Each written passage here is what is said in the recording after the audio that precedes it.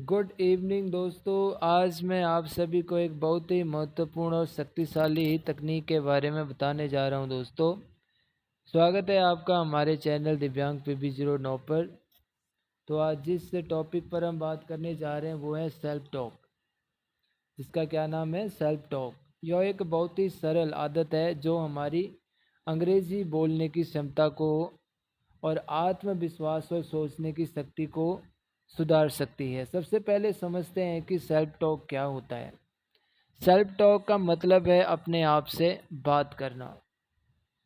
यह हम अपने मन में चुपचाप या बोलकर कर सकते हैं। हम सभी दिन भर किसी न किसी रूप में अपने आप से बात तो करते ही हैं दोस्तों।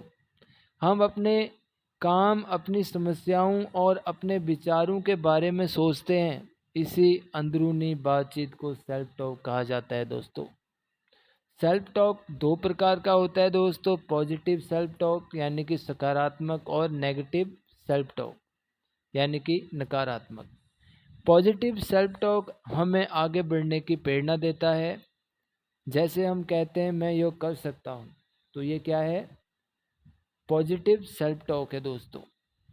और मैं हर दिन बेहतर हो रहा हूँ, ये भी पॉजिटिव सेल्फ टॉक है दोस्तों।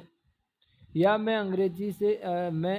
अंग्रेजी अच्छे से बोल सकता हूँ, ये भी पॉजिटिव सेल्फ टॉक है दोस्तों। लेकिन नेगेटिव सेल्फ टॉक हमें कमज़ोर करता है। जैसे मैं ये नहीं कर सकता, या मेरी अंग्रेजी बहुत ख़राब है। अंग्रेजी सीखने के लिए सेल्फ टॉक बहुत उपयोगी है दोस्तों, बहुत इम्पोर्टेंट है। हम बिना किसी के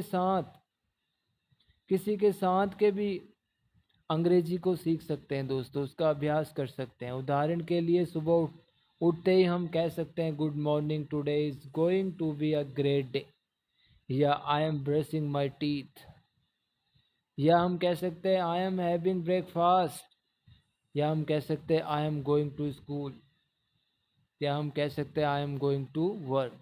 यह अभ्यास हमारे दिमाग को अंग्रेजी से जोड़ देता है और हम धीरे धीरे डायरेक्ट इंग्लिश थिंकिंग सीखने लगते हैं। सेल्फ टॉक एक एक और फ़ायदा है, सेल्फ टॉक का एक और फ़ायदा है दोस्तों। यह है कि इससे हमारी जो वोकेबलरी है ना वो बढ़ती है, और हम अंग्रेज़ी में ज़्यादा आत्मविश्वास के साथ अंग्रेज़ी को हम ज़्यादा आत्मविश्वास के साथ बोल पाते हैं। धीरे धीरे हमारी जो फ्लुएंसी है वो भी बेहतर होने लग जाती है। अंत में कहा जा सकता है दोस्तों कि जो सेल्फ टॉक है ना, वो अंग्रेजी सीखने का एक बहुत ही आसान और शक्तिशाली तरीका है।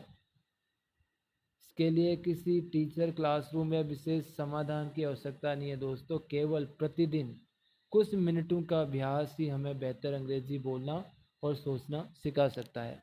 तो दोस्तों, आज की इस प्रस्तुति में हमने सीखा सेल्फ टॉक, और सेल्फ टॉक कितने प्रकार का होता है।